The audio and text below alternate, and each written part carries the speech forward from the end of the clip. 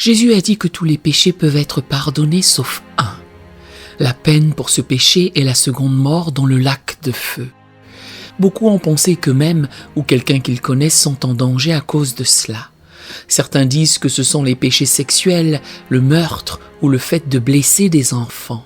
D'autres ont dit le divorce, le suicide ou même des péchés répétés. Beaucoup sentent simplement qu'ils ont fait tellement de mal dans leur vie qu'ils ne pourraient jamais être pardonnés. Mais même ces graves péchés peuvent être pardonnés si la personne se repent sincèrement. L'apôtre Paul a persécuté et tué les chrétiens, pourtant il a reçu le pardon de Dieu après s'être repenti. Ce fut la même chose pour David et tant d'autres personnages bibliques. Pierre a renié Christ 3 fois, mais a pleuré amèrement et a été restauré. Le fait est que nous sommes tous pécheurs et avons besoin du sacrifice expiatoire de Jésus. Comme Romains 3, verset 23 le déclare, tous ont péché et sont privés de la gloire de Dieu. Personne n'est parfait. Nous trébuchons tous à un moment donné, mais Dieu connaît notre faiblesse et est patient avec nous. Si jamais nous nous sentons éloignés de Dieu à cause de péchés répétés, ne désespérons pas. Satan voudrait nous faire croire que nous avons franchi la limite, mais c'est un mensonge. Tant que nous respirons, il n'est pas trop tard de revenir sincèrement à Dieu.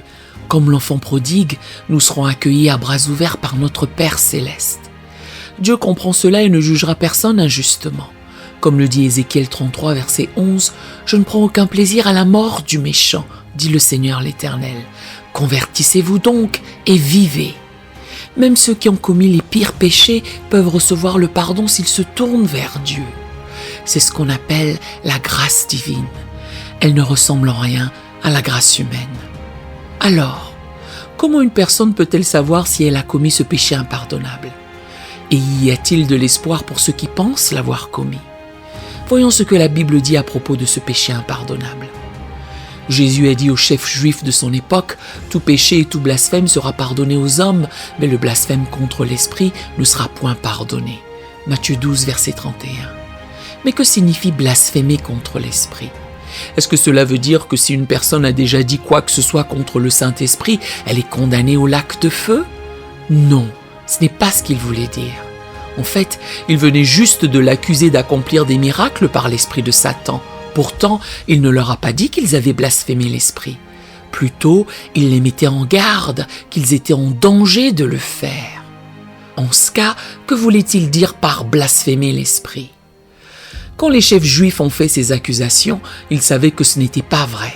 Ils l'avaient observé guérir des gens, chasser des démons et faire d'autres miracles. Ils connaissaient intimement les Écritures et savaient que les prophéties de l'Ancien Testament concernant le Messie se réalisaient sous leurs yeux. L'un des pharisiens lui a même dit « Nous savons que tu es un docteur venu de Dieu, car personne ne peut faire ces miracles que tu fais si Dieu n'est avec lui. » Jean 3, verset 2.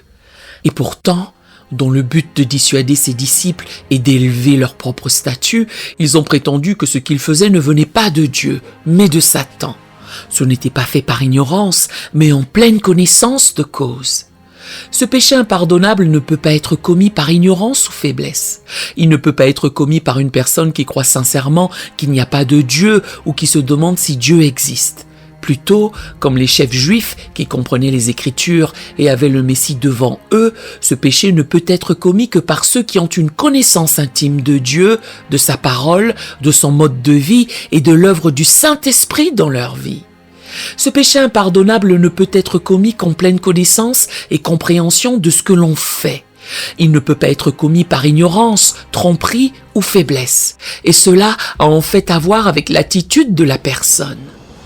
Hébreux 10, verset 26 dit « Car si nous péchons volontairement après avoir reçu la connaissance de la vérité, il ne reste plus de sacrifice pour les péchés. » Hébreux 6, verset 4 relate « Il est impossible que ceux qui ont été une fois éclairés, qui ont goûté le don céleste, qui ont eu part au Saint-Esprit, qui ont goûté la bonne parole de Dieu et les puissances du siècle à venir, et qui sont tombés, soient encore renouvelés et amenés à la repentance. » Donc, une personne doit d'abord avoir eu une compréhension claire de la vérité des Écritures et de la voix de Dieu. Puis, elle doit intentionnellement, délibérément et volontairement rejeter Dieu et ses voies. La différence entre pécher volontairement et péché volontiers est que le péché volontaire est un acte et une attitude entièrement délibérée de ne jamais se repentir du péché. Quelqu'un qui pêche volontairement n'est pas aveuglé comme la plupart du monde l'est maintenant. Il a une connaissance de la vérité, il connaît l'effet du sacrifice du Christ et il le profane. Il a une conscience cautérisée pour faire le mal. D'autre part, nous péchons tous volontiers lorsque nous péchons. Nous sommes très conscients de ce que nous faisons et nous le contrôlons, mais c'est fait par faiblesse, ignorance, tromperie ou habitude. Même les chrétiens qui se sont repentis de leur vie antérieure et ont accepté le sacrifice de Jésus échouent encore et pêchent volontiers, pourtant par faiblesse et contre leur meilleur jugement. Paul a décrit ce dilemme dans Romains 7, verset 19. « Car je ne fais pas le bien que je veux, mais je fais le mal que je ne veux pas. » C'est ce péché pour lequel le Christ est mort, afin que, une fois qu'une personne se repent et demande le pardon, il est fidèle et juste pour nous pardonner nos péchés. Le péché qui ne peut pas être pardonné est le péché intentionnel et volontaire de décider de ne jamais se repentir à nouveau, après avoir reçu la connaissance de la vérité et connu l'Esprit de Dieu à l'œuvre dans sa vie. Ce genre de pécheur n'envisagera jamais même la pensée de se repentir ou de désirer retourner à la voie de Dieu, et il le fait tout en comprenant les conséquences d'être brûlé dans le lac de feu, comme Hébreux 10, verset 26 le souligne. Car si nous péchons volontairement, après avoir reçu la connaissance de la vérité, il ne reste plus de sacrifice pour les péchés, mais une attente terrible du jugement et l'ardeur d'un feu qui dévorera les rebelles. C'est cet acte conscient et volontaire de décider de ne jamais se repentir du péché et d'accepter le sang du Christ qui insulte et blasphème le Saint-Esprit. Donc, à moins qu'une personne soit dans un défi délibéré du Dieu dont elle a prouvé l'existence, elle n'a pas insulté ou blasphémé l'Esprit et n'a donc pas commis le péché impardonnable. Mais même si vous ou quelqu'un que vous connaissez pensez avoir commis ce péché, il n'est pas trop tard.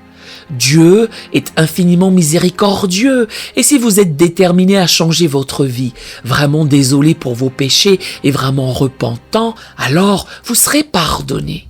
Vous pouvez être réconcilié et ramené à Dieu par le sang du Christ. La plupart des gens dans le monde, maintenant et à travers l'histoire, ne se sont pas repentis et ne se repentiront pas dans cette vie.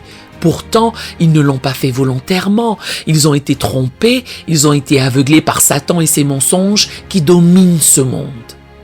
La majorité de l'humanité est aveuglée par Satan et ses mensonges. Ils n'ont pas pleinement compris ou eu la chance de recevoir la vérité de l'Évangile.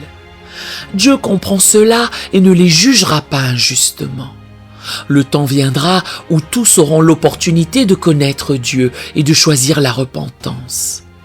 D'ici là, prions avec compassion pour ceux qui sont perdus dans les ténèbres du péché et de l'ignorance, afin qu'ils puissent recevoir miséricorde.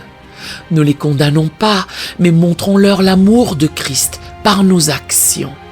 C'est par notre exemple et notre douceur que nous pouvons les amener à la repentance, pas par le jugement. Quant à ceux qui connaissent déjà la vérité et l'Évangile, rappelons-nous que même les chrétiens trébuchent et pêchent parfois. Ne pensons pas que nous sommes meilleurs que les autres.